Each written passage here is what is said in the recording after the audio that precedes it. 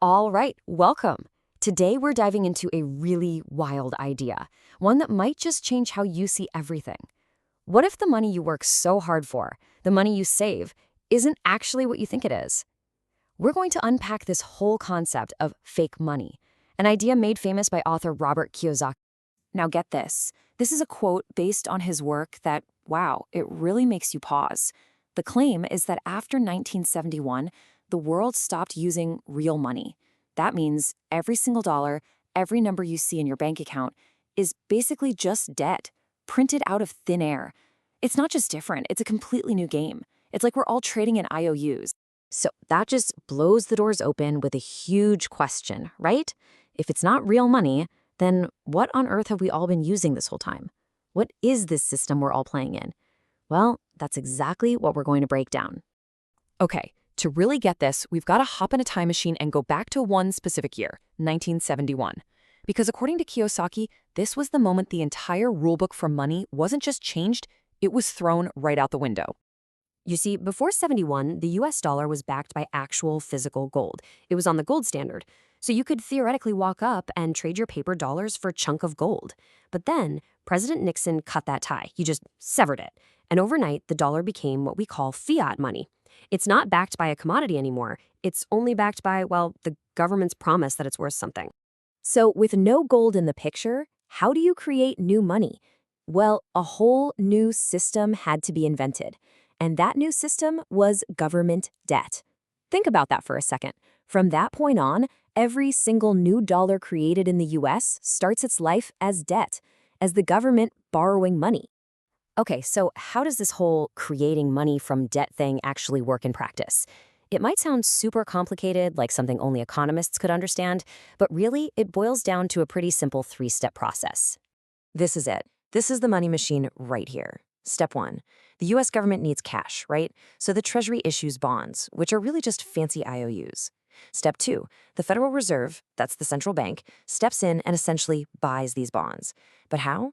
By creating brand new money literally from nothing, just keystrokes on a computer. And boom, step three, that new money gets deposited into commercial banks, and now it's ready to be loaned out into the economy.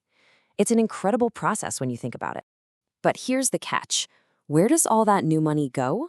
It doesn't get mailed out to everybody. No, it lands in the big banks. And who do banks want to lend to? Well, they want to lend to their best customers, the people and companies who already have money and assets.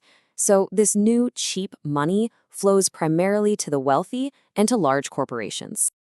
And this whole situation creates what Kiyosaki calls a two-tiered system. It's like there are two different rule books for how to use debt.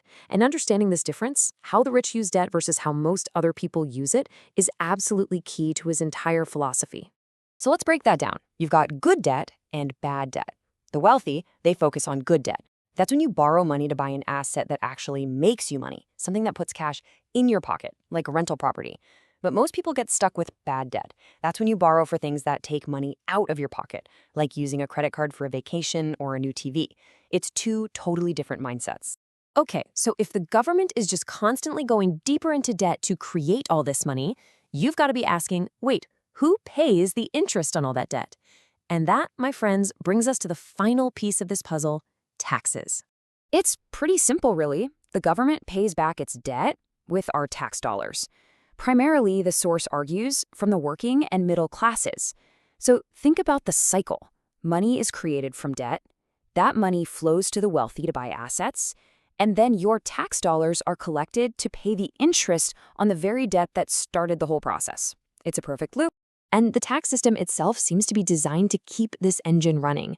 See, not all income is treated the same. The money you get from your job, your salary, that's earned income, and it gets taxed at the highest rates. But portfolio income, and especially passive income, money from things like rent or business dividends, that gets taxed at much, much lower rates. So the system itself rewards people for making money, not with their time. So what happens when you just keep doing this over and over, creating more and more money from debt? Well, according to this theory, it creates a pretty predictable and dangerous pattern for the entire economy. It leads to a history of massive bubbles and devastating busts. Let's just look at the last couple of decades. Back in 2000, the dot-com bubble bursts. What does the central bank do? It prints money to save the economy. But all that new cheap money had to go somewhere, and it fueled a giant housing bubble that crashed in 2008. And the response to that crisis, you guessed it, they printed trillions more, which has sent asset prices, stocks, real estate, you name it, soaring into what the source calls the largest debt bubble in all of history. And the system is always looking for new ways to expand. I mean, just look at student loan debt. We're talking about a staggering $1.6 trillion.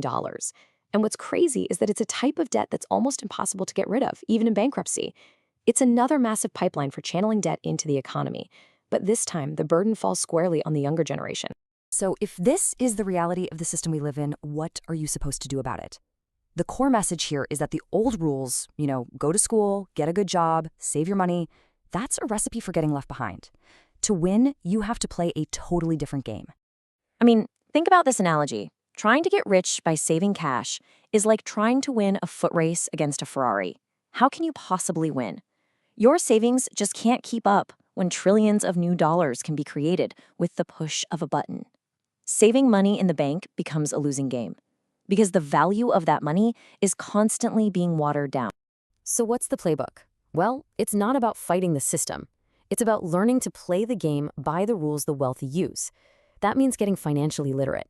It means understanding how to use that good debt we talked about as a tool to buy assets that make you money. And it means learning the tax laws so you can legally pay less. The goal shifts from just earning a salary to building up a collection of assets that generate income for you, whether you're working or not. And that really leaves us with one final, very powerful question to think about. In a world built on what this theory calls fake money, what are the real assets? If cash can be printed into oblivion, what actually has true, lasting value? That's the challenge, right? To figure out what's real in a system that might not be.